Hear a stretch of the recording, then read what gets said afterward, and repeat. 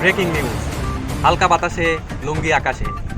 আজকের তাজা খবর, যৌতুক হিসেবে বাইকের তেল চেয়ে না পাওয়ার কারণে আজীবন অবিবাহিত থাকার সিদ্ধান্ত নিল আমার বন্ধু রিপন।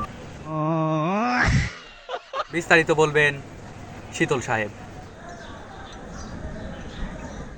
শীতল সাহেব, শীতল সাহেব, আপনি কি আমাকে শুনতে পাচ্ছেন?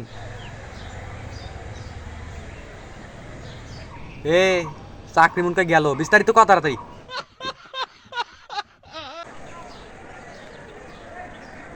হ্যাঁ, ধন্যবাদ স্যার। দুঃখিত দুঃখিত স্যার।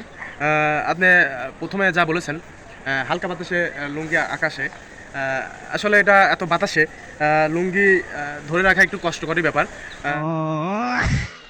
দ্বিতীয় প্রতিবেদনটা ছিল বন্ধু রিপনের বিবাহ কেন হচ্ছে না। তো যাই হোক, সে তেলের দাবি করছে।